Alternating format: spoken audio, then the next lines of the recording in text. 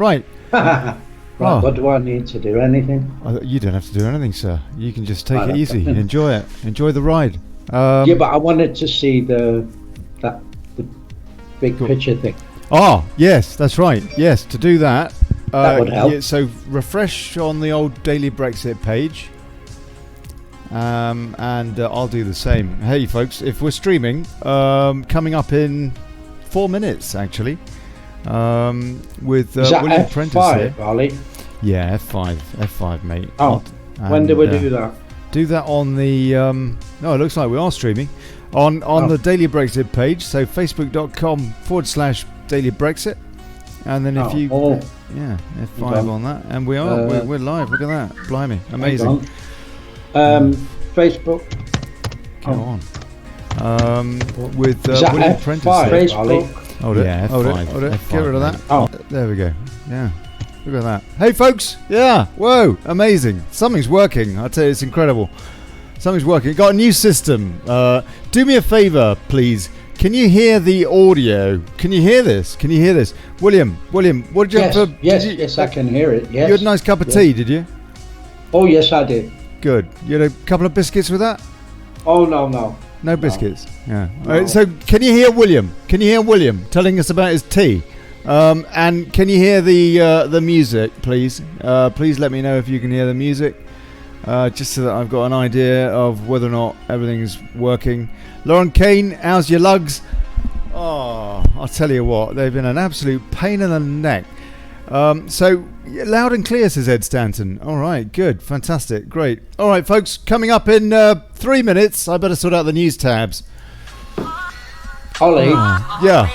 I can't see anybody's comments and things like that. Oh, no, what you need to do, okay, so you if you scroll down the Daily Brexit page on Facebook a wee bit, yeah, you can see some video there which says live. Can you see that?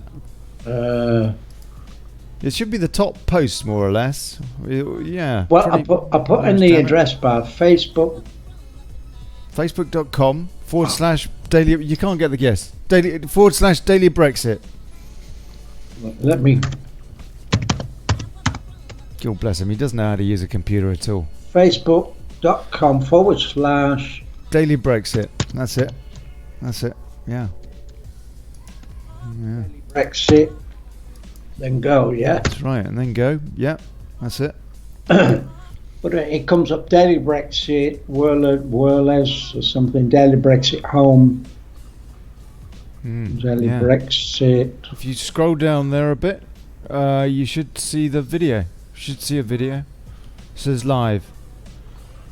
No. No, you can't. Daily Brexit yesterday. Hold it. I'll tell you what. Hold on. I've got something even better I can do. On Skype, I've sent you a link. There you go. That is the link to the show right now. There? Yeah. If you click on that, it should open in your browser automatically. Yes. And then hopefully, I'm at the top right. Can you see your comments? No. Oh. I can see the love heart and thing on the right. Right. And underneath, if you scroll down the page a bit, because it would be useful if you can see the comments, because there's going to be some questions for you tonight. Open conversation. Yeah, do that. Open conversation. I've never heard that before, but yeah, do that. Yeah. There you go. Good man. Then all right. The people's comments should come up on that then, yeah? They should, yeah, they ought to. You know what, we're running late. We're running late, people. 2 minutes late. 2 minutes late. Going to be 2 minutes because I need to sort out my news tabs. Yeah, guess what? Okay. Oh, blimey. Good. Yeah, we're there though, eh, William? We're there so far as you're concerned. I think so, yes. Mate, yes. Wonderful. Good on you, man. Good on you. Yeah. Okay. 2 minutes. 2 minutes, people. Please share the show, folks. Share the show. Thank you. Oh, blimey. Tell you, it's doing my head in. Oh, my ears. I tell you, I've been doing everything to them. Trying to get everything. Pain in the neck. Right.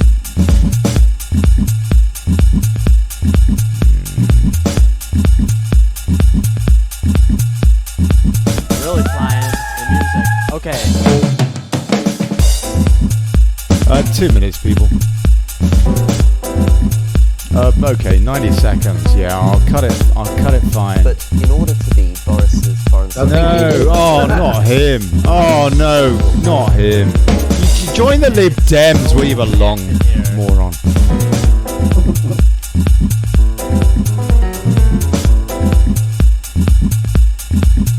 The band sounds great. Double penny whistle track.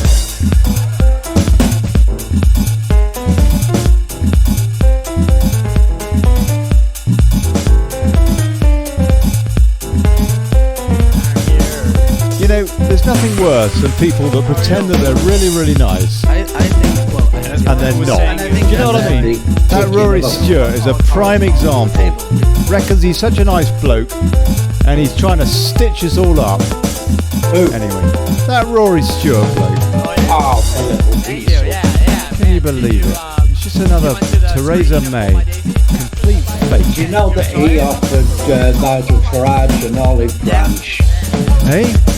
Rory Stewart offered Nigel Farage an olive branch. I know. I listened to the interview, the chat on LBC, and then LBC News completely misrepresented that interview and reckoned that it was all about Brexit that he was after, when it's all about Theresa May's withdrawal deal. What the EU call it anyway. You know what? Let's just start this show. Let's just get on with it.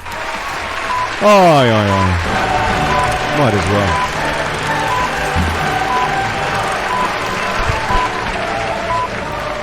Hey folks!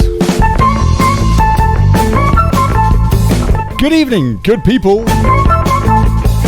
Welcome to the Daily Brexit!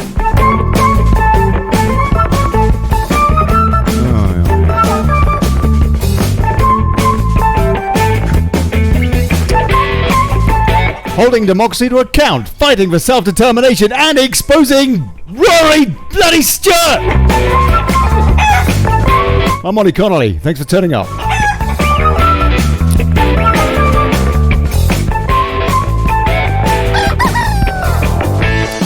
And now, political prisoner.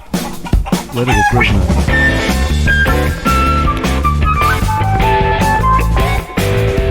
Was Melanie Shaw locked up for trying to expose VIP paedophile? William Prentice is joining me right now. He has, and I've got the latest on the Tory leadership. Well, I haven't, because I haven't sorted out my news tabs actually, but we'll get there. Hold on, what's going on? Put the other fader down. Yeah. I'm using a different system tonight for the first time. Yeah, cut us some slack here. Please share the show, folks. For crying out loud, share the damn thing. Like the page, all that. Let folks know we're thinking, we're talking, we're active. Yeah, we're active.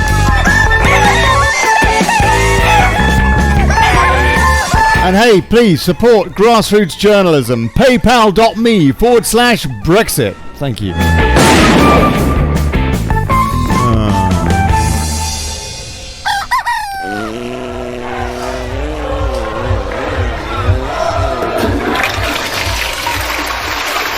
Yeah.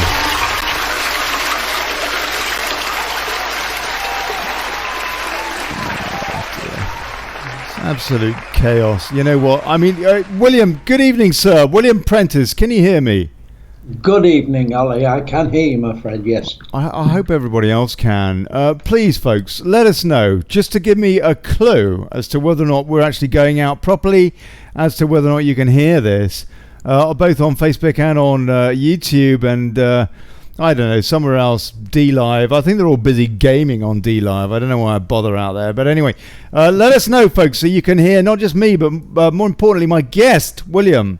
Yes. And we'll just Be a start good idea, wouldn't with it? a few of the stories going on today. So, hey, let's have a look and see what's going on in the world of fake stream media, yeah? Okay, all right. So we've got...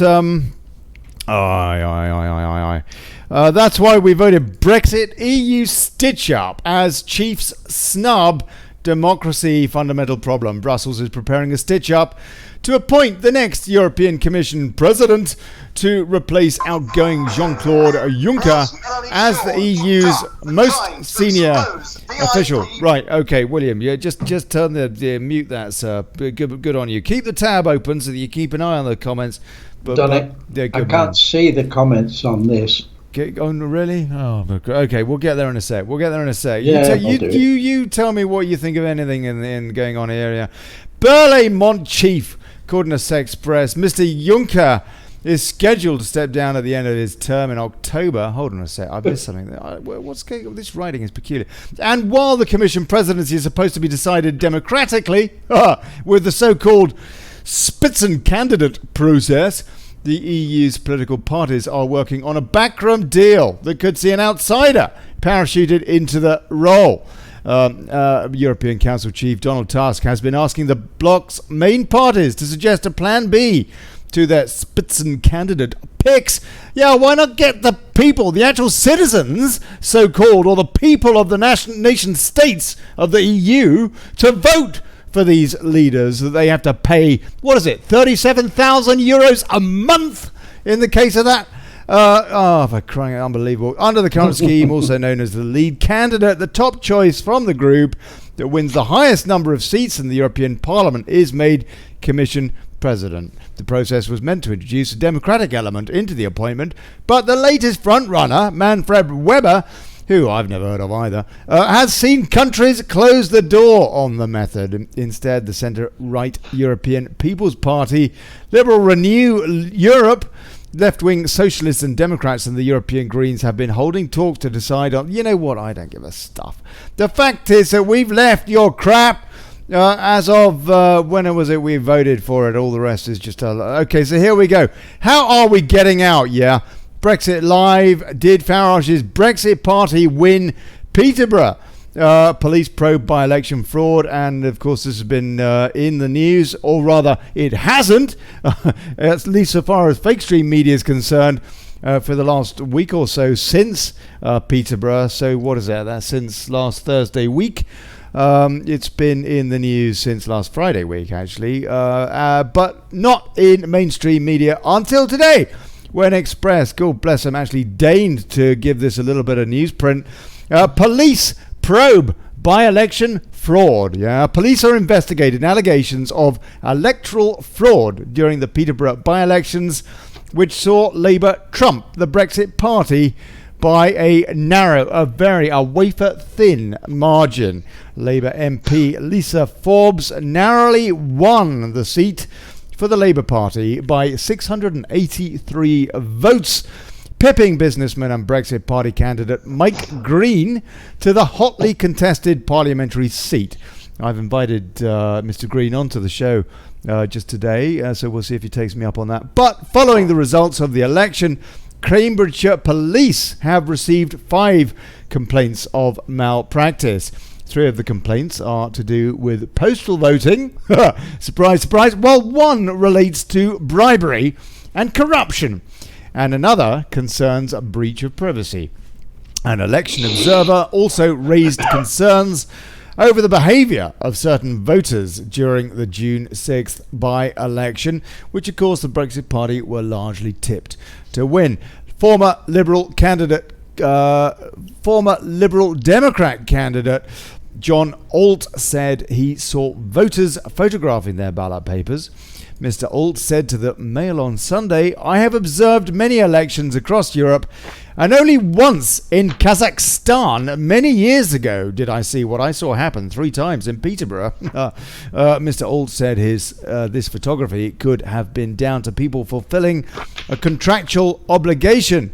It could have been down to rank stupidity as well. Last week, Peterborough City Council issued a statement saying they had seen no evidence of postal voting fraud. This by-election came about after Labour's Fiona Onasanya, she of the Peckham bracelet, was removed from office due to a recall petition. She went to prison, all that. Nigel Farage's Brexit party had been the bookmakers' favourite, but ended up finishing second. I think that the deal here, as I understand it, was that there is there was a guy involved, William, campaigning for Labour, one of their chief campaigners, who has been convicted of electoral fraud. I think that he was one of the Tower Hamlets posse. Yeah, these are the kind of folks that were sorting out the that by-election for Labour. And I don't know about you, but as far as I'm concerned, the whole thing absolutely stinks. But we will find out. The important thing, I guess, is that these things are really sorted out before the general election, when we really can kick this anti-democratic, non-representative scum, frankly, into touch from both sides of the House. Delling poll, Channel 4's rigged leadership debate had two winners, Boris Johnson and Nigel Farage. William, did you watch that Channel 4 debate? No, I didn't watch the debate because I thought it was absolutely pointless discussing something that is a lot of rubbish anyway. Yeah, to be perfectly honest with you. I mean, come on. All these corrupt people. Oh, I want to join your party. I want to join your party. Oh, hang on. Yeah, here's a grand. Go and put some votes on for me by the post. Yeah, change your name 20 times and so on and so forth. Nah. You mentioned that LBC interview with Rory Stewart and Nigel Farage. That was very interesting actually to hear. But the LBC News afterwards, just to give a bit of an idea of how the mainstream spins this, they said Rory Stewart has reached out to Nigel Farage to deliver Brexit. Now that is blatantly untrue, corrupt journalism. The Remainer Stewart is selling May's EU treaty, what the EU describe as a treaty, which has nothing to do with delivering Brexit and everything to do with ensuring vassalage, villanage, servitude. That is why he is being backed by his fellow democracy haters Theresa May and Ken Clarke, for example. Stewart needs to get off the EU crack pipe, frankly, and LBC needs to come off the chloroform. Ollie, would you trust a guy that is too embarrassed about himself that he dyes his blaming hair? Does he do that? Does he do that? I don't know whether he did that or not. Oh, come on, mate. I've got no idea. It's either he dyes it, or it's what they call in London a syrup of figs.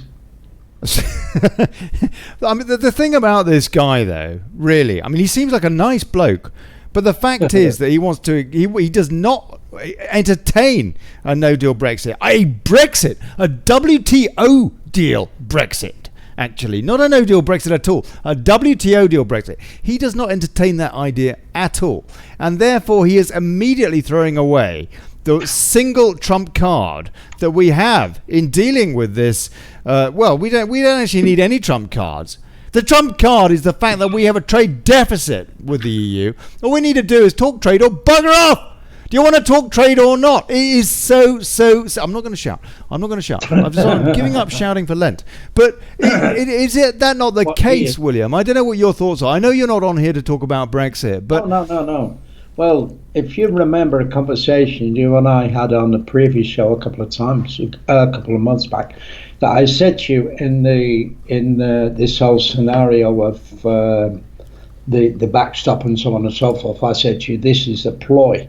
The government and Parliament and all those hunchy boys and the boys club will concoct some kind of ploy to delay Brexit for the period of 2 years, because there's no such thing as a no-deal Brexit. And the backstop, for a start, is between England and Ireland. Yep. It's nothing to do with Brexit at all. We don't need any backstops so far as that's concerned. That was just Tony Blair going off to Paris to have a chat with Emmanuel Macron to look at a way, political chicanery, that they could scupper Brexit. That is what the backstop is about. And it's absolute. Talk about people saying, Russian interference in the US election and all that, none of which has been proven, by the way. What about EU interference in the UK affairs and our relationship with our closest neighbour, Ireland? Do you remember, Ollie, when I said to you that there's no such thing as a second referendum, and again the government will do anything possible to get a delay for Brexit because it will take 2 years to table another referendum, and this is what they've done. I proved my word to you some time ago, my friend. Yeah, that's right. And this is what they've done. That's but right. you see, what it is, I'm not slating anybody, and I wouldn't do that. That not enough of the 17.6 million people have got off the backside and said, oh, come on, we've had enough. We want out, get out. And they won't take a day off work to get in London, stay in London, or whatever. 17.4 million people, or 17.6 million people, do you think the government wouldn't listen to them if they said, we're not paying taxes, we're paying bugger all. We want Brexit now, or we're paying no more taxes and you lot are out. A general strike, effectively. I completely, utterly shut the country down. No taxes. Agree with you. I agree with you. The apathy is just, I find it tragic, really. Mm-hmm. But on the other hand, people are doing that at the ballot box. They did that with the EU election. And I wonder if they did that in Peterborough.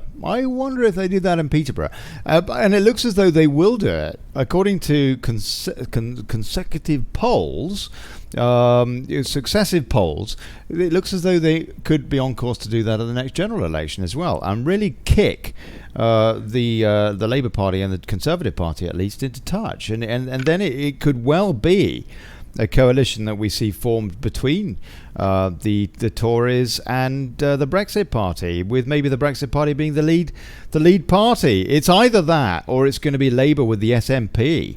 It seems to me it's going to be that kind of a race at the next general election. I think that's where we're going, William. No. I think so, Ollie. Yeah, but my biggest worry is why the hell have we allowed the government that we pay?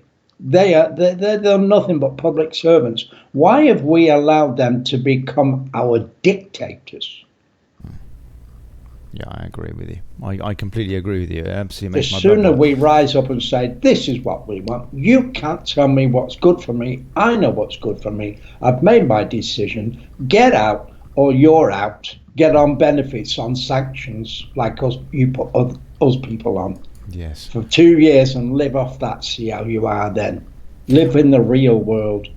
Just want to concentrate a little bit again on some of these Tory leaders and the kind of things that they're saying, and one or two comments off the back of it. Again, expressed Tory leadership live. Rory Stewart boost as May's deputy backs Boris Johnson rival. Rory Stewart's been given a huge boost in the Tory leadership contest after he received the backing of Theresa May's de facto deputy David Lidington. The International Development Secretary is hoping to make it through tomorrow's second ballot after narrowly progressing in the first vote on Tuesday. Mr. Stewart earlier told the hustings in Westminster he had gained the support of at least 33 MPs. I think that Boris is on about 133 so far, isn't he? Which is the number required to proceed in the contest. To the next round, yeah. That's right. 33. Which is, but I wonder how much tomorrow, is that cost Rory Stewart. Mr. Lidington has now joined Paul Masterson and Caroline Spellman in support of Mr. Stewart's campaign. The trio had all previously backed Matt Hancock in the race before the Health Secretary withdrew after the first ballot, and Matt Hancock is backing Boris Johnson. Can we trust any of them, William? I think you've already answered this, but let's go into this in a bit more detail, if we may, sir. Well, I would say that as soon as that Rory Stewart starts losing his foot on the ladder, shall I say, the others go round to kissing Bojo's backside. Oh, we support Boris Johnson and whatever. He was just a fool. And you know the rats sinking ship sort of thing. Well, okay. So Matt Hancock is another one of these Remainer types who is talking about no deal. Sorry, WTO deal cannot be considered, and it has to be basically some kind of Theresa May type deal. In other words, vassalage. In other words, Remain, not Brexit at all. Now, it's very curious, therefore, that he is now supporting Boris Johnson.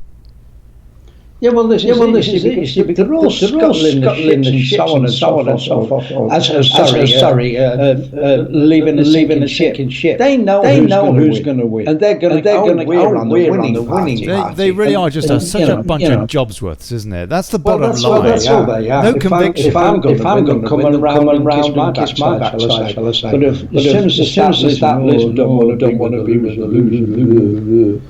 That's all it's about. The fact is, the people really in my estimation are going to get so peed off with this football crap, this political football. They're just going to they will start a rebellion and say, "We've had enough, that's it. This is our country. Our rules. If you don't like it, get out. We have to take our country." And we fared a hell of a lot better before we were in the EU than we've done now. I think we should tell the EU. Money back. Hello? Hi, Olly. It's Amal. Let you know that there's a huge echo. I think 2 pages open, sweetheart. Oh, hold on a sec. There's a huge echo.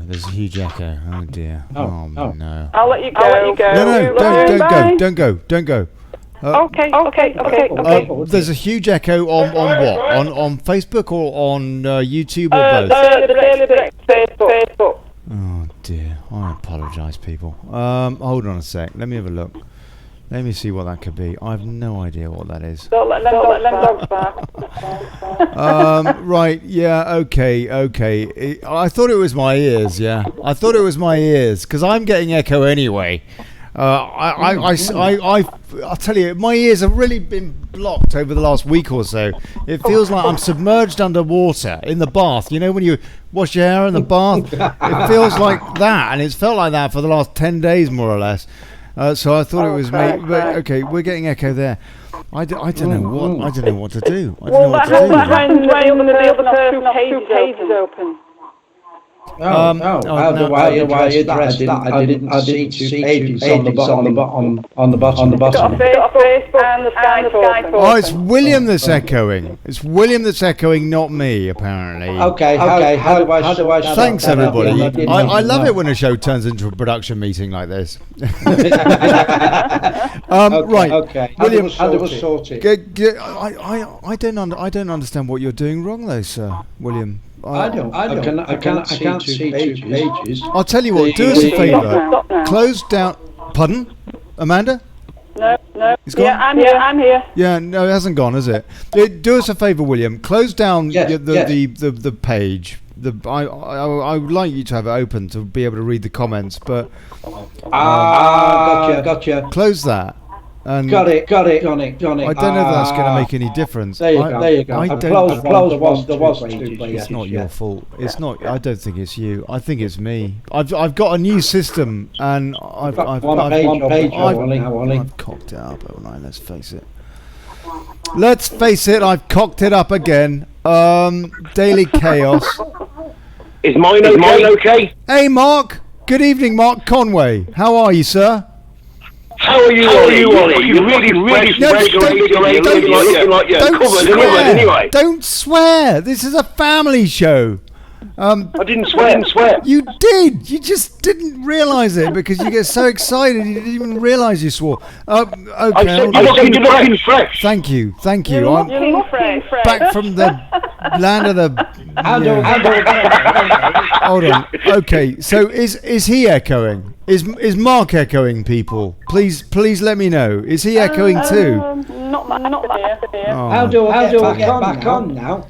Yeah, they're both echoing. They're both echoing, but I'm not. Oh, bloody hell, it's worse, says Mark Payne. More echoes. Yeah, okay, all right. I get the picture.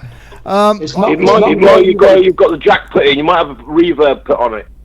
Hold on. What about now? Can you... I don't know if you can even hear me, you guys. I can hear you perfect, Olly. Right. Now, there's a possibility that the echo might have gone now. there's a possibility that the echo might have gone now. Is there still? Right, it's gone. Can everybody hear me okay? There's just a Yeah, I there's can just hear a you. remote possibility. Lorraine Ward says it's terrible. Only you are clear, says Brown's Boatyard. Oh dear Lord, I'm off. Couldn't stand it. Lost it. Mary LaChance, don't go! Don't go! Yeah, still there. Okay, they're still echoing. Everybody's It's not with you, Ollie. It's with the gentleman that's speaking to you who has his face on the screen. It's not me because I'm not on the screen. Hold on a second. It's all right now, Ollie. What? Hey? It's all right. Done? They're saying it's all right now. It's sorted. Oh, oh, good. Okay, all right. Oh, for crying out loud! I'll tell you what a pain in the neck. I can't stand. Right, good. We're sorted. Okay, so we were talking about these cretins running for Conservative leader. Okay, let me just read a bit more of this. You know what? Is there any point? I mean, dude. Okay. Who would agree that at least Boris Johnson has backed himself into a corner, and it's going to be very hard for him to, if you like, reverse out of that corner and suddenly do a Theresa May. You know, Brexit means Brino, actually, or whatever. And he's gonna have to stick with it, isn't he? He's gonna have to stick with it. Is that not the deal? I think Boris is doing a good move. Blimey! I mean, look at this guy. I mean, can you imagine him as? I don't know. Anyway, right. Okay, let's see what else is going on. I'm going to show you my news selection of the day, because frankly, it's a far sight more useful than anything in mainstream media. Look at these are the stories that are really, really quite big today, and one of them is this here, Feesagate, that's rumbling on stateside, which implicates the British government as well. The Cameron government, with Boris as Foreign Secretary, not least of all, by the way, and with Theresa May. Now, Feesagate, and now, today, this morning, Trump pointed the finger directly at Barack Obama. Yeah, now that's a first, that's a big story. Do not expect it to be on Newsnight tonight. No, that won't be reported on there probably. But President Trump has dropped a bomb on Obama and Spygate. Obama had to know. This is according to the Gateway Pundit. President Trump fired off a warning shot at Barack Obama and the deep state this morning. The president tweeted out Tucker Carlson's comments and then added a warning. Someone should call Obama up. The Obama administration spied on a rival presidential campaign using federal agencies. I mean, that seems like a headline to me, said the... Would please you turn down your... If you're on the phone here with me, please turn down the... mute your web tab. Thank you. President Trump has repeatedly called out the Obama administration, not Obama himself until now, for spying on his campaign and transition team. Last week, President Trump sat down with liberal journalist George Stephanopoulos from ABC News for an extensive interview. Trump dropped this zinger. Oh, okay, sorry, this was last week then. This was last week. During the interview, for some reason, the liberal media ignored this, and just managed to come across that story today. But that is enormous, and as we know, this is important. Why is it important? It's important because you imagine if Hillary Clinton were president of the United States, where we would be so far as Brexit and our sovereignty is concerned. We would be nowhere, absolutely dead in the water. Please mute your web tab, whoever it is there, so that we don't get that. I'm not getting that echo in my ear. I don't know if it's my ears or what. Instead of which, we've got somebody who sees the EU for what it is in the White House, who will get that second term by the looks of it. And this is crucial for Brexit. It's absolutely crucial. And so please, sir, drain that swamp and assist our regaining our sovereignty. And meanwhile, another story that I pulled out today Again, not being reported in the mainstream media, or at least not this angle to it. From Political Light, this guy, Sajid Javid, who evidently doesn't give two hoots for rape victims, wants to run the country. He is being slammed for allowing Muslim groomers back on the streets, and this comes back to Rotherham. Home Secretary Sajid Javid has been heavily criticised by members of the British public after consistently failing to deport the vile Muslim child rapists of Rochdale, leaving fearful victims having to now see their tormentors walking down their streets. Disgusting paedophiles Shabir Ahmed, 66, Kari Abdul Rauf, 50, Abdul Aziz, 48, and Adil Khan, 49, were among 9 Muslim men convicted in 2012 of a catalogue of horrific sex offences against girls as young as 12 years old, spurring the docudrama Three Girls, as you may recall, which is about the only decent thing that the BBC's put out in the last few years, frankly. As the only groomers to have dual UK-Pakistani citizenship, they were at risk of being deported back to Pakistan, with strong calls from the public to do exactly that, and pleas from victims who feared having to bump into their rapists in the street. Look, the bottom line is this, we're not taking this seriously, just as they do not take the IICSA seriously, the Independent Inquiry into Child Sexual Abuse, largely because of the links to VIP paedophiles, which will come back nicely into this conversation with William Prentice in just a minute, talking about Melanie Shaw, who very possibly was put inside because she was trying to expose precisely this. These people are not... These people in charge in our government are not taking this seriously, despite the fact that after Rotherham, there was a lady, I can't remember her name offhand, but she wrote a report about what happened there, which said that over 2,000 girls, indigenous Brits and Sikh girls as well, were British Sikhs, were being raped by these Pakistanis. Or mostly Pakistan, practically all Pakistanis, as I understand it. In that court, they certainly were. And that this was not an isolated incident, but that it was going on at towns across the country, the length and breadth of the country. And it's not being taken seriously by these people. William, can you hear me, sir? What is your take on this? Why this Home Secretary, is he just being politically correct? Is he being dense? Is there a bigger agenda at play, or what?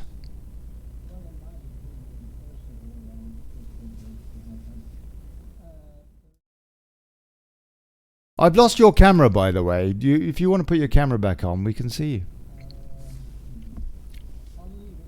All right, no worries. Carry on, please. Your take on this.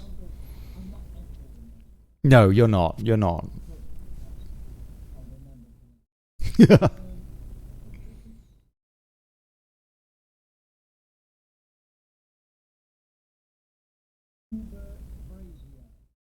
Right.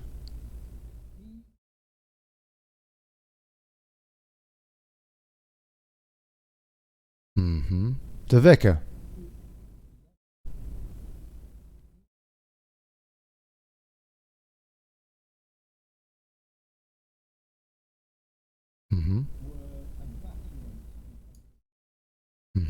Yes.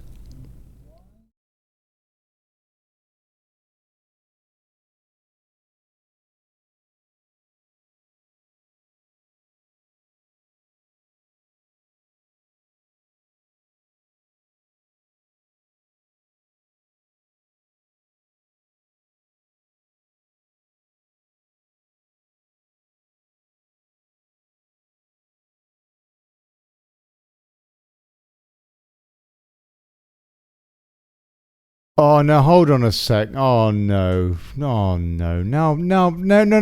Whoa. Hold on, William. People can't hear you now. Oh, no. Hold on a sec. If I do... Oh, blimey. If I do this... Go on. I think you're going to have echo again. Oh, Not bollocks. if I haven't got 2 pages. That girl said. I apologise, people, for having completely cocked up the production of tonight's show. I think now people will be able to hear I can hear you, Ollie. William. I can hear William as well, no problem. You I could think it's just you? a little bit quiet. Yeah, but you could hear him because you're listening on Skype, aren't you? No. No? Oh, You are. You're in a that's group call interesting. on Skype. You joined a group call. No, I'm listening on my phone, on Facebook. Right. Okay. Now, oh, blimey. It's fine now, apparently. That's good, says Leah Lewis. Right. Okay. Fine. Let's just try. Let's get. Oh, I'm crying out loud. Right. Okay. What's Teresa's dad got to do with this, William? Well, Theresa it's a May's bigger dad. picture. When I get into the situation with Melanie Shaw, I can't mention names who she has accused of being paedophiles. They are very, very, very high-ranking people. Is this okay? So far as this this Rotherham thing, these guys, they seem to have gone Yeah, inside keep it for at a that. very limited period of time, and now they're roaming the streets again. And it just seems to me it's way too short. I mean, the punishment is not really a sufficient deterrent. It seems to me. I don't know what we need to do. Cut off their goolies or hang them high or what? But we need more of a deterrent, no? It seems to me. This paedophilia lark in the UK is just way out of hand. And I don't care what your background is. If you're going to do that to kids, decimate their families, their communities, spoil society more broadly because of the ramifications, the ripple effect of all of that, there needs to be a deterrent, a way bigger deterrent. But, okay, why are successive governments, William, not taking this problem seriously? Well, I think you must have seen it on Facebook and everything, every media outlet. This carry on with the pie. Oh, it's okay to have. Paedophile information look at exchange. Andrew Chowdhury in London going around with a placard himself saying it's the right thing to have sex with 9-year-old girls. He was never reprimanded. He was never brought down, was he? Incredible. Never. And he walked around London with a placard saying it's right to have sex with 9-year-old children. What about when judges believe that? And Who was it that said that? Who was it? Who was it that said that? Andrew Chowdhury walked around London, Brick Lane, with a poster placard. Did he say that? I don't know that he said that. You're talking about the guy. The placard said it. The imam. The placard said it, Ollie. Right. Okay. Right. Yeah. Okay. But I mean, the problem. These people, whatever their thoughts are, the real problem, surely, is what happens or what doesn't happen in our government to stop this happening. No. No, because it's predominantly Muslim Pakistani people that are doing it. The government are too scared to be construed as racist to convict them. Is it mainly It's them? simple. We don't know that it's mainly them. We do know. No, we I do didn't know say that it's. But it's I said that when it is Muslims, Right. Pakistani Muslim grooming right. gang, There's a politically correct tendency. there's a political correct tendency Yeah. to say, don't Yeah. mention it, don't Yeah. mention it. Yeah. Look at how many times have judges said that when the convicted paedophiles have said that my Quran says I am allowed to do it, or I have to do it, or my daddy said I have to do it because white girls are scum, and the judges let them off with it. One of these characters in Rotherham did say that in court.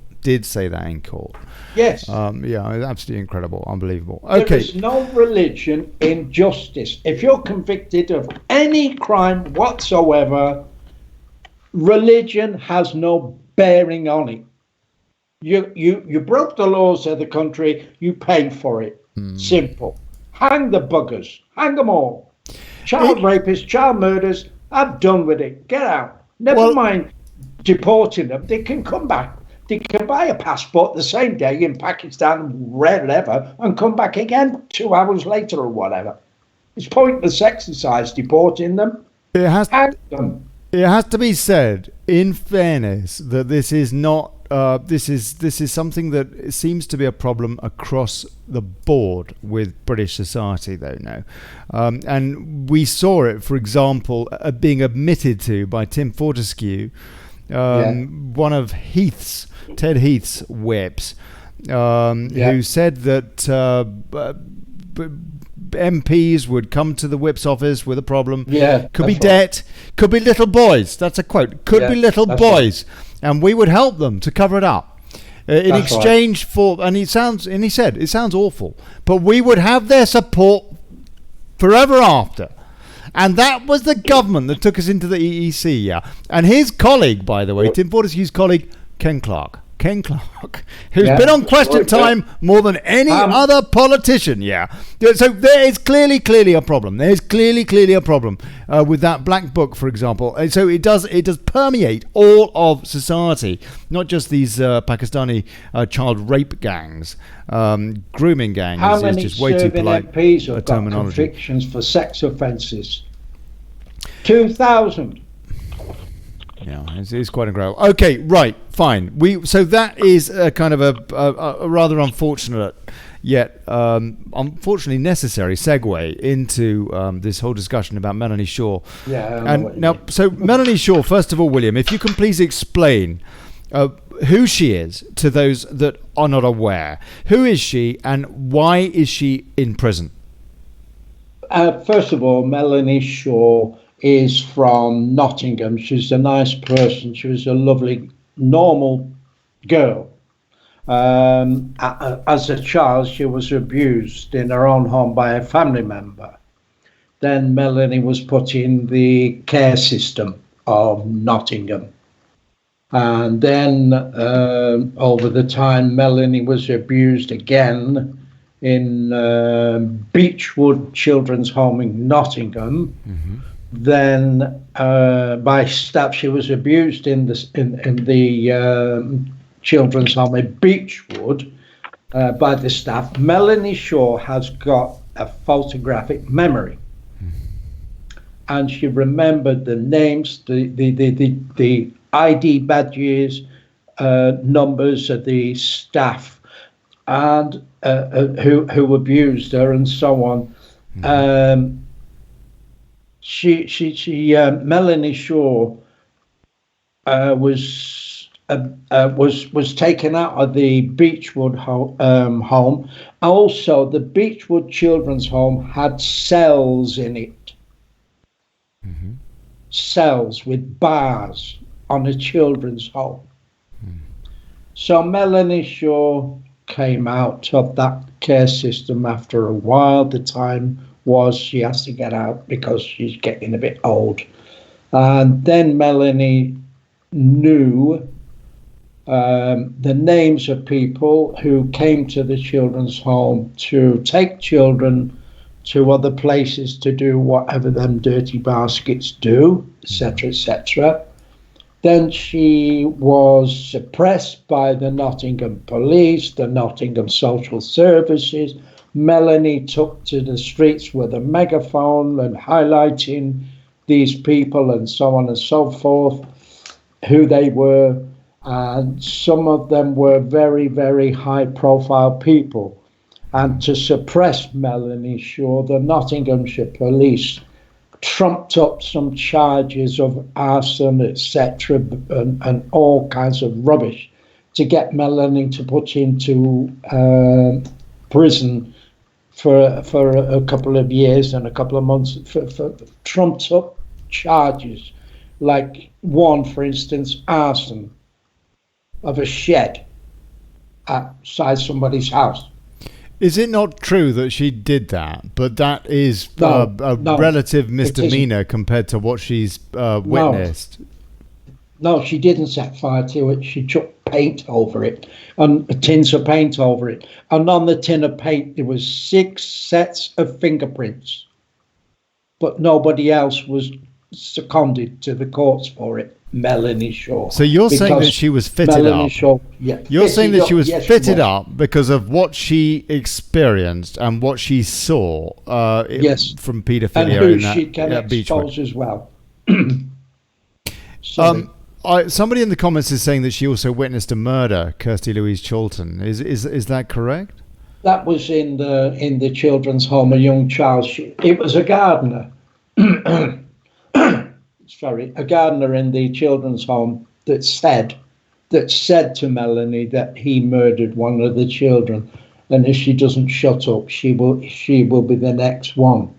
And she saw the fresh ground where the chap said he killed the young girl, and Melanie was quite frightened about it, but she remembered his name, his dress, what he wore, everything, all about the whole scenario, even the weather.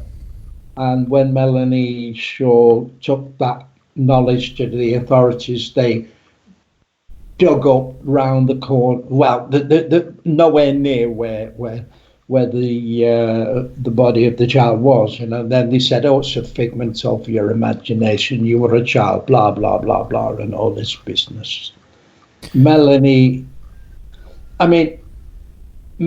Shaw had no reason to go around Nottingham and telling the police, the authorities, the social services, the welfare, etc., etc. She had no point in doing that. She just wanted just to see the right thing. I mean, she's so incensed with. They even broke into a house later in years. They even took a child off her. Oh, she was a danger to a child when she was just trying to get justice for the innocent. Samantha Morton, the actress, was in the same home and she was abused. Okay, look, let's leave Samantha Morton out of it because she would maybe want to speak for herself, William. But yes, but what would you say? What would you say to people who are perhaps inclined to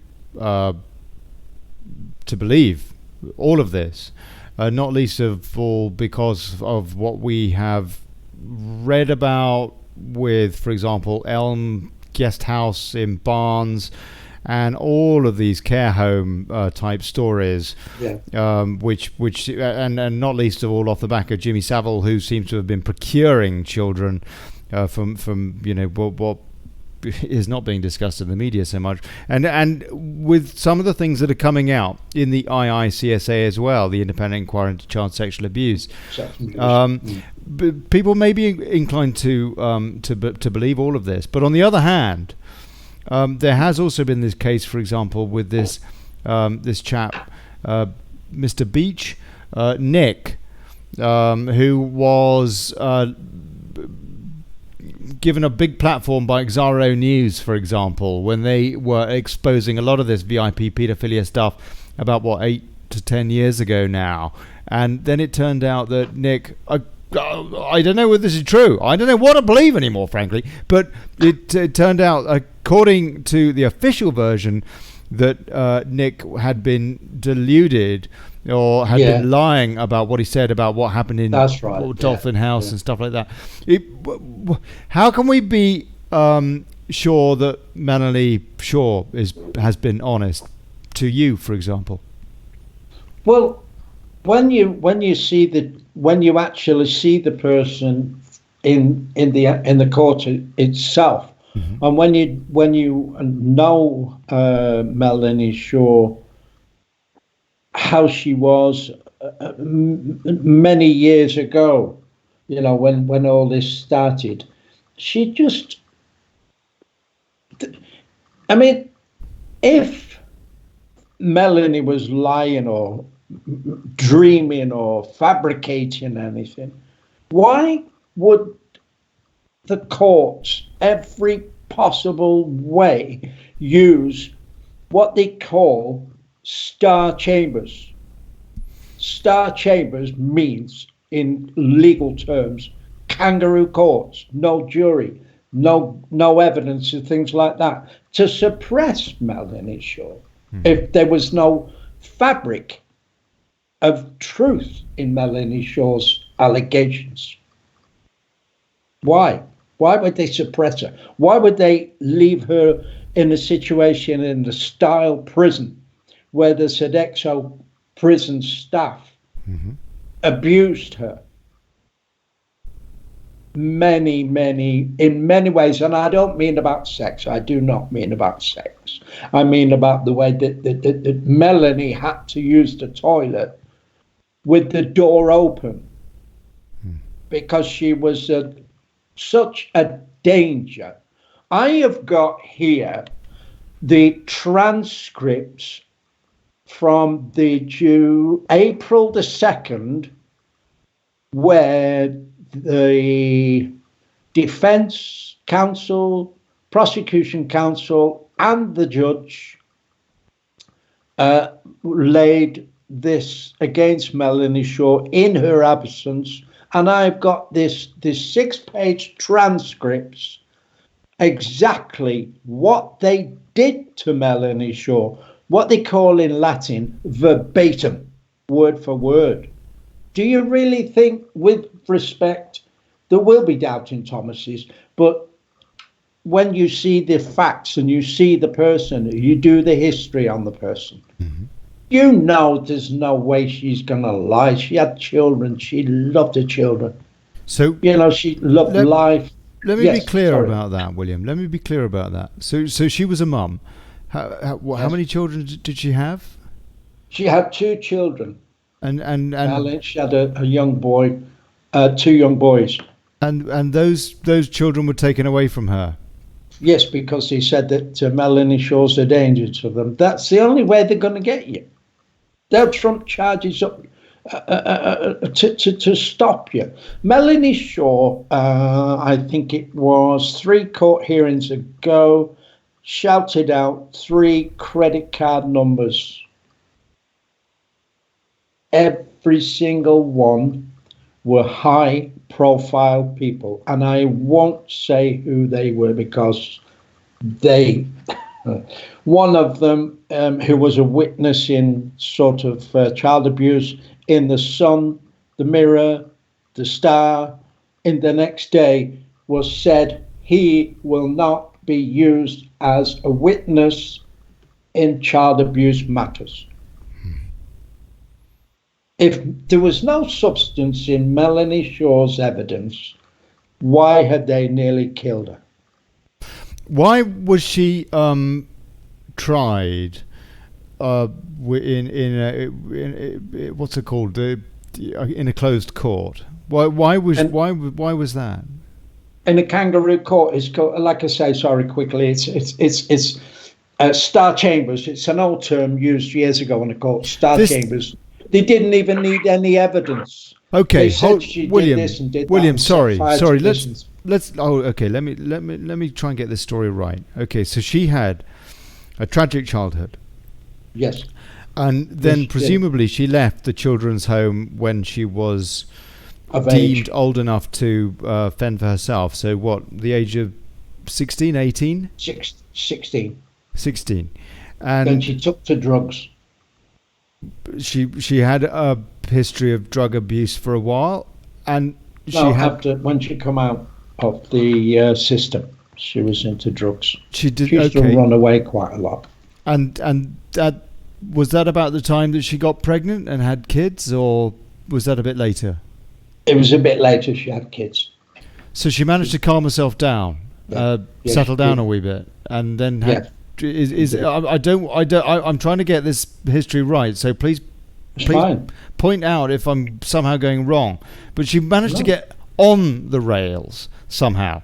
You're saying when she had children and what she was you're saying that she was a good mum for a while, and that she got married to a very affluent person in Nottingham who had substantial funds and property. Yes, she did. So she sorted herself out. What happened to that marriage? I'm not sure, but I'll tell the truth. I don't know every detail of the marriage, but I hear tell on the system that he wasn't very good to her. He started knocking her about. Okay, this could be hearsay. Yeah, let's just bear that in Yeah, mind. that's what I said. Oh, right. That's what I said. Yeah, I no, couldn't you did. verify You did. it. You did. So then, for whatever reason, the children are taken away from her. I imagine that's a massive mental Because knock. she was on the streets again. Say the She least. went back on the streets again. She went. What do you mean she went back on the streets? Because they took a house off her, they took everything. They went and smashed the house up. The police, and they said there was this and that there, and the house was a mess and so on. And then they took her children off her, and when Melanie Shaw started carrying on, because one of her friends that were in the home came out and they pallied up together. And then they both started going around and starting this about the child abuse and so on in Nottingham. And Melanie Shaw named some very influential people, the chief constable of Nottingham and so on and so forth, which I can't say because I wasn't there, you know what I mean? Mm-hmm. He was this and that and the other, and then the gates were closed on her again. And then that started the whole ball again. Melanie was sent to prison for 3 years for burglary, alleged burglary, and arson, and criminal damage, and things like that. That was the shed offence.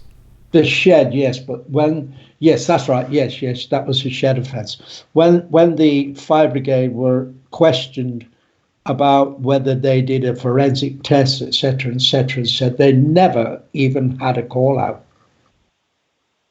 The chief of the fire police, the fire officers, chappie, he said we didn't even have a call out to that address on that night. Even if it was arson of a shed, she was put away for 3 years. Yes, because they said it was criminal damage. First of all, the main charge was criminal damage. Then it went to arson, endangering life. The shed was 60 meters away from the house. So where was the danger to somebody living, whatever? It's going to just say it's arson with intent or arson with endangerment, recklessly known where the life would be in danger. Yes. So someone would have to be in that shed to be found guilty of that or raise that charge. Of course, they would. But that's what the police did in Nottingham. And this is why they use Star Chamber court hearings. Okay, let's take a few comments and see what people are going to say. One question that people want to know, Leah Lewis does anyway, and quite right. How old is Melanie now? She's 42. She's 42. Right. How long have you been in? She finished her sentence. She's been in 2 years now, just over 2 years, and the sentence finished on, I believe it was February the 2nd this year. So, and she's still in. But she's still in. Is she now in a prison or a mental institution? No, she I've got the paperwork here, Ollie. What the judge used and. Why is she still detained? Pardon? Why is she still detained? Well, if you let me read quickly, I suppose. Yeah. I have got here the transcripts of the 2nd of April 2019. Mm-hmm. The presiding judge was Judge Penelope Belcher. Mm-hmm. The person for the Crown was Mr. Childs. And for the defence, Melanie's defence was Mohammed Rafiq. Mm-hmm. Judge Belcher adjourned the hearing 6 times at 6 different hearings for psychiatric reports, which Judge Belcher never, ever got. She never got them. So during the time Melanie was on remand at the Stile, she was sent away to a hospital in Leicester. Mm-hmm. I don't know whether it was in the public domain. I'm not sure. But Melanie, with the Judge Belcher said Melanie should go to get some help, and the hospital in Leicester. Is it not possible? Is it not possible, William, that she is being kept inside? It sounds as though she's been sectioned under the Mental Health Act. This is what I'm trying to get to you. Go on. I'll be quick. Okay, Please, I'll be quick. carry on. You Carry on. haven't got much time. Right. No, carry on. Sorry. Mr. Childs, the prosecutor, said on 19th of March, with regard to the Section 48, Paragraph 2, directions of the Secretary of State, I've checked to make sure dotted the I's and crossed the T's with Section 51 of the Mental Health Act. Mr. Childs said that Section 51 allows for the power to make hospital order of somebody who has not been sentenced.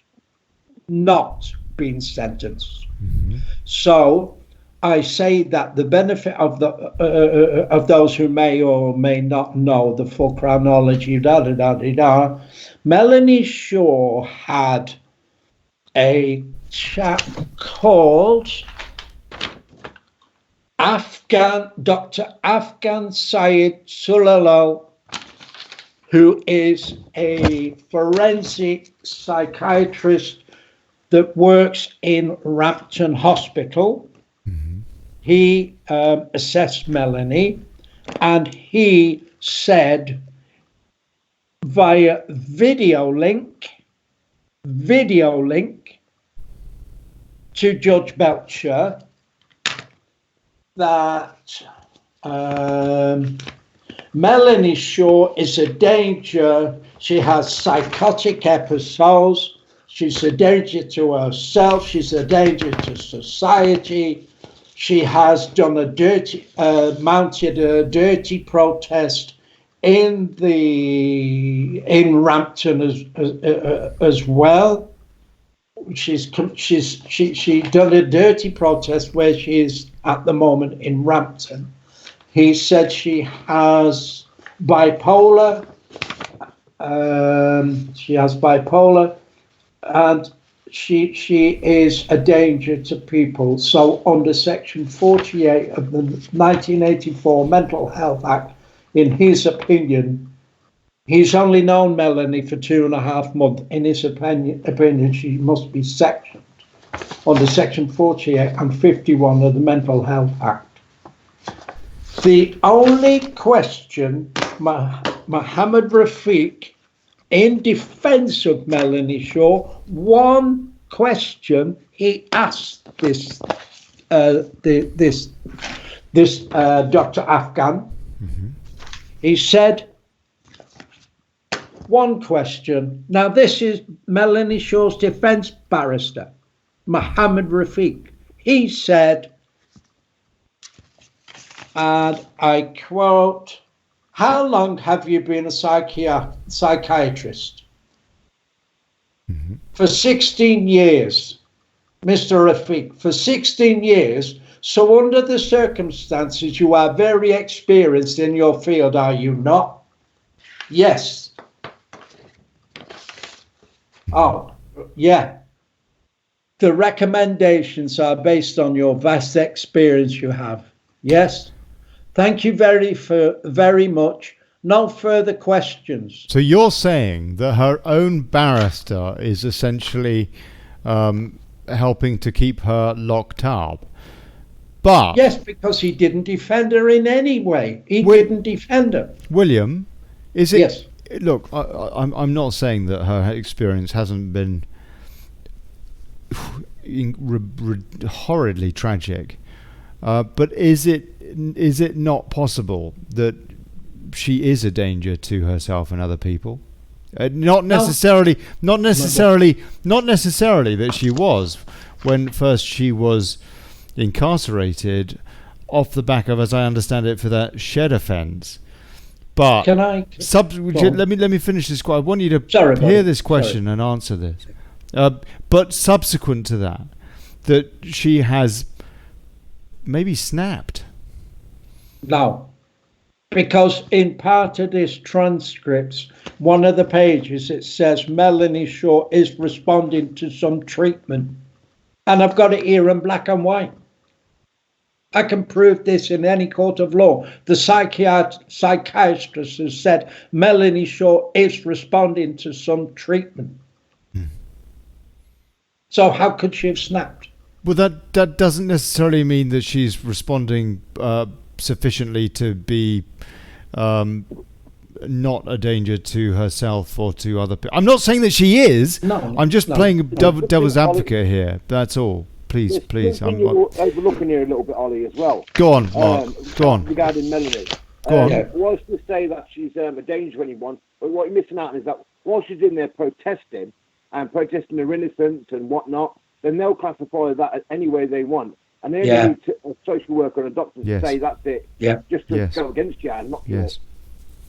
Very true. That's a very good point. Under Section 41 and 52 of the Mental Health Act on the word of one bloke that didn't even swear an oath. Is that okay? So this is your take on this, William. Is it correct to say is that she is sane? She is being kept inside against her will because of the knowledge that she has from those days back at Beechwood Care Home, and the protests that she's been waging, including what you called a dirty protest. I don't quite know what that means, but it doesn't sound very pleasant. But these are the ways that she is. They are genuine protests, and they're not acts of some kind of insanity, you're saying? It's a dirty protest. She is protesting, like that your guest said, that she is protesting. Of course she'll protest her innocence. Of course she will. And this psychiatric chappie, he said, he concludes that approximate number of conditions, including bipolar, affective disorder, mania, and psychotic symptoms, and a number of personality disorders. He is submitted. He has submitted, even though Melanie has responded to some treatment. Nevertheless, the affective disorder is appropriate and can be provided. The treatment can be provided at Rampton. I want to ask you about her detention, because as I understand it, she's not been allowed any contact with the outside world for pretty much the last 3 years. Is that correct, that she's been held purely in solitary confinement? Have you or anybody else been able to speak to her in any way? No. She has been in solitary confinement for 3 months at a time. And I'll answer this one where people have been sending letters to Melanie Shaw in Rampton and she's not getting them. It is specifically for this reason. Dr. Afghan Syed Sullifa has said that letters given to Melanie Shaw contain some of the contents of the letters sent to Melanie Shaw are a danger to her. So therefore, we request that no more are submitted. And that is his words. That's her barrister. No, the psychiatrist. That's the psychiatrist. The psychiatrist has said that some of the contents of letters sent to Melanie Shaw are a danger to her well-being. Does that mean that's why they've been stopped? So she's not allowed anything. No. So she feels. So she feels utterly, completely abandoned by the outside world. Yes. They don't want her to know she's got support. But can I just say this? Under the Mental Health Act, 1984, Melanie Shaw, and this, I'm sure one of your people, listeners, will Google this. With a clinician, Melanie Shaw, under the Human Rights Act, is allowed 1 day out per week with a clinician. Right. Also, this order has to be renewed by the Secretary of State every year. They can't just do it for 6 years, 10 years. Not if there's a clear and present danger. Incorrect. If there's a clear and present danger, and they will. But they've got to prove that again. They've got to prove that again, my friend. They did it to me for 1.5 years. Yeah, but that's what I'm. Yeah. I'm not disputing you, but what I'm saying, they can't just lock her away for 6 years and say end off.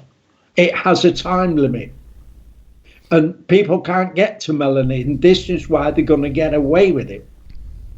I want to take a few comments from folks. There's a lot of interest here, and Kirsty Louise Cholton says, but nobody's seen Melanie Shaw since last August. And I guess that was a court appearance. Leah Lewis says, oh my good God almighty, a paid off charlatan. It sounded like to me. Mark Patrick Conway, who's right here, is explaining a dirty protest is covering yourself with excrement. Debbie Titcombe says, I don't trust anything these people say. Kirsty Louise Cholton says they can hold her a minimum 5 years under that act. I guess she's talking about the Mental Health Act. Pauline Rusco Smith, she is only a danger to the guilty people. Mandy Garland, it's a setup. Free Melanie Shaw. We are in London for the vets. Once they have what they want, we will then get onto all these injustices and get our country back. I'm there for the long haul.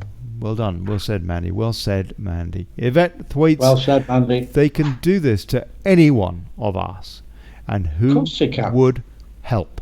And that is very much the concern, isn't it? That they are anyway. I think we. Kirsty Louise Cholton says when Melanie Shaw last in court, she looked drugged up, and she was. No one has seen her since. Amanda Jane Smith says, set up. Kathy Farrell, this is awful. Anyone could go through this. Sam Phipps, they have been feeding her drugs. No wonder she is a psychiatric case. Olly. Absolutely, Sam. Yes, please. Are people aware that the governor of Style Prison was told to get out just before the prison staff went to the Judge Belcher and asked Judge Belcher if they can put Melanie Shaw in Rampton? The prison staff did that, and that is a fact. I'm sorry, please repeat that. I didn't understand what you meant. Before Melanie Shaw was sent to Rampton, the prison staff approached the Judge Penelope Belcher and said that Melanie is a danger. Can they put her in Rampton? This was even before Judge Penelope Belcher agreed to section Melanie. The prison staff. Yes, they did. That. They used the same one, Section 9, the 1984 Mental Health Act, Section 48. And she agreed to it.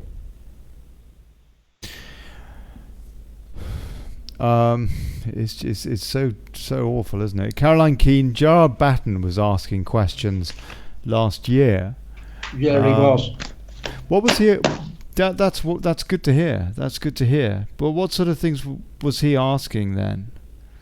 Well, when I went to another protest for a chap in London, Tommy Robinson. Mm-hmm. He was with Gerard Batten and Avi Yemeni, and I gave Tommy Robinson my Free Melanie Shaw T-shirt on the stage to highlight the situation. Mm-hmm. And everybody was screaming Free Melanie Shaw, and so did Teresa Marie Waters. Marie Waters did as well, twice.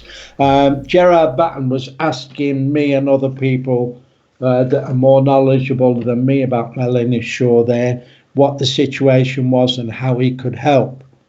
Mm. And that we give him a few bits and pieces and so on, what we could at that particular time. give to Gerard Batten. And Tommy Robinson himself, that he said he would get on the case as soon as he possibly could. And we've heard nothing since from Gerard Batten at all. Amanda K. Bickett says, I'd love the whole story. I heard the shed belonging to the woman that reported her to social services. Regardless of what she's done in the past, she should be in a real hospital, not prison. They won't let her get better in there. They can't afford to, can they? That's the thing, isn't it? That is the suspicion. Yeah, they can't afford to, mate. Diane Sharp, I think he is right. She knows too much about high-profile people. That's why they are doing this. Yeah. And Jimmy Robertson, a.k.a. Jimmy the Hat, hello, sir. Jimmy, says, my hero, I love him. Great turnout at the Melanie Shaw Awareness Day on Saturday. Lorna Big Batchelor. Respect to you, Jimmy the Hat. Thank you for getting this sorted out in Manchester. Good on you, mate. Thank you. Lorna Batchelor says what she's been through is enough to drive anyone mad, but the ongoing brutality is unforgivable and can only make her worse. Poor lady. Amanda Jane Smith, lots of us have sent letters and have no reply. Pauline Rusco Smith, electric shock treatment to take her memory away. Who knows what they are doing or giving her?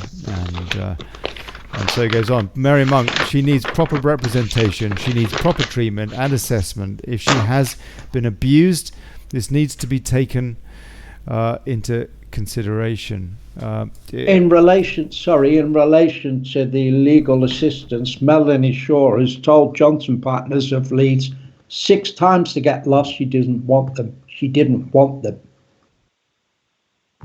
They had a junior looking after Melanie Shaw's case, a junior who ended up expendable. Good night, you have to go. Was she asked her views on the IICSA? Do you happen to know? No, she wouldn't have been. She couldn't. They couldn't go and ask her questions like that. Only they wouldn't have approached her. That's right. Because it was too dangerous. Melanie Shaw can open the book on so many dirty baskets. And this is the situation. I mean, there's 4,000 people supporting Melanie Shaw on Facebook with respect. Some people can't get out and blah, blah, blah. Where were you on Saturday? Have a day off work. Hi, William. I tell you, it's quite depressing, isn't it? It's quite depressing to think that we live in a. I don't know. Yeah. We think of this is the kind of treatment you would expect to hear in China. Can I just say this, Ollie, please, my friend? Go on. There is a video out there from Justice for Melanie Shaw. It was on Saturday last week in Manchester. There's a lady called Laura. Please, please, please. That woman knows the entire history of Melanie Shaw. Please listen to what she says. Please get hold of it. We can get hold of it right now, actually. Let me just see if I can find it. Just bear with me one sec. Let me see if I can find that video. Because I know you sent it to me, and you've got it, mate. Yeah. Sorry, buddy. Because I can put it up in the links, and then folks can share that. But please listen to Laura, not me. Please. Who is Laura? She's a lady who was outside Rampton a few months ago. She's a little lady called, I forgot her last name, I do apologise, but she lives in Cornwall. An absolute incredibly in-depth knowledge of Melanie Shaw. Mm-hmm. And she stood outside Rampton for about 2 hours a few months back and drove all the way from Cornwall to do it. Mm-hmm. And with a big megaphone and tell them what naughty people they are, etc., shall I say. But the lady's knowledge of Melanie Shaw will outweigh anything I've said.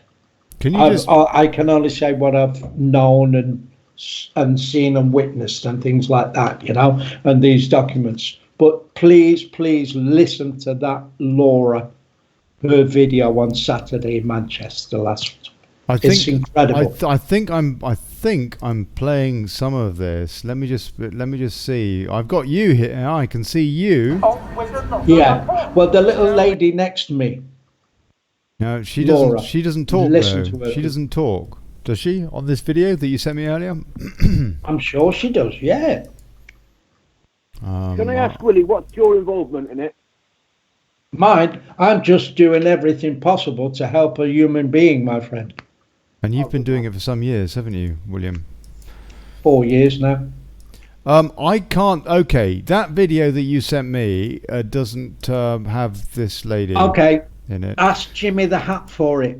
Jimmy the Hat, send us that link. Please send it quickly, sir, because I'm going to finish the show now. But before I do, I'd like to post that video in the comments so that people can see that. And that's where I read the transcripts word for word, 6 pages.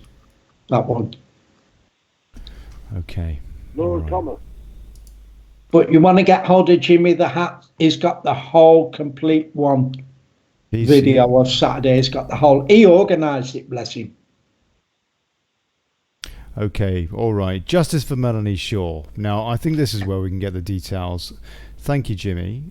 Justice for Melanie Shaw. Let me quickly pull up the. Let me quickly pull that up on Facebook. You get the video on there, Ollie. The complete lot. Exactly. She's fabulous, that Laura. All the way from Cornwall she came, mate. Here we go. Right. Okay. Well, yeah. Now that we're all thoroughly depressed, huh? I tell you, I mean, sorry about that. No, mate. It's all right. I mean, these are important stories. These are important stories. These are the kind of stories that we need to be addressing, rather than going around in circles with this bloody Brexit, which we should just have. There shouldn't be any question about it. Obviously, we should have our sovereignty, and we should be being able to fight for our fellow citizens. We are the sovereignty, Ollie. The people are the sovereign, not them in Parliament. We are. Well, apparently not. Apparently, we're not allowed it. I'm just let me. Oh, blimey! Hold on a sec, folks. Hold on a sec. I could do with a desk producer, really, to help me. Theresa May will be looking for a job. Yeah. No. Cool. Excellent. Yeah. Blimey. No, she need not apply. Hold on a sec. Let me pull this up. And get that in there. I'll pin that post. Well, apparently not. Apparently we're not allowed it. There we go. Right.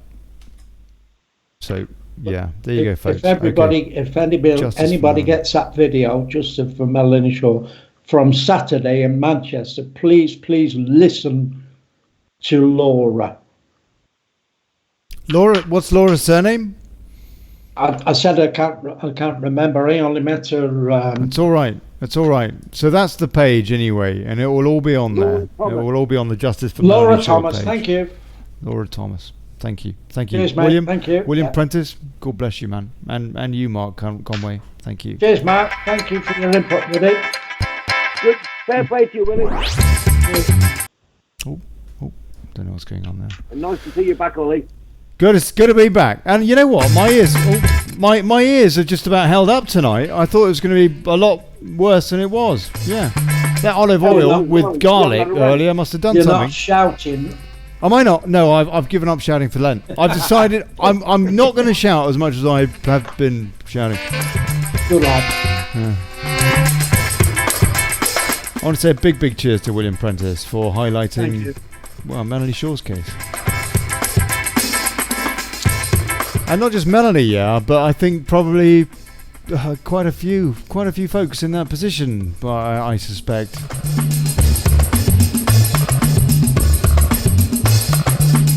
And to you, Mark Conway, thank you. And you, Amanda Rolfson, for calling in and letting us know that everything was going tits up. Thank you, Amanda. Night-night, Mark. God bless. Night-night, William. God bless you. Good night, mate. Come on out. Beer o'clock. Yeah. Beer o'clock. Oh, yeah.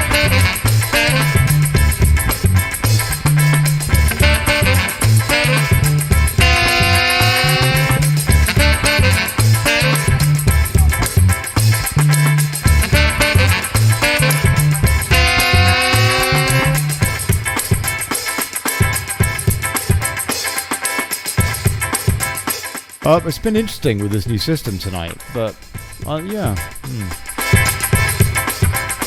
Oh, hopefully I won't have the echo tomorrow. It's my fault. We got Colin Worrell. Yes, your fault. It's your fault, sir. No, we got Colin Worrell coming on tomorrow. Colin Worrell, who will doubtless be talking about corruption at local government level. Hull, for example, millions gone missing. Hull County Council, City Council, whatever it is.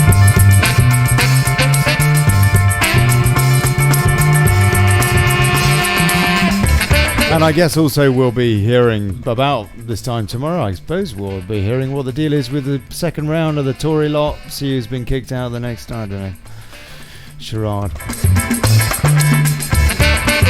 So there you go. See you tomorrow, 7 o'clock BST. God bless you. I've been Olly Connelly, this is Daily Brexit. Here's to us and bugger plutocracy. Yeah.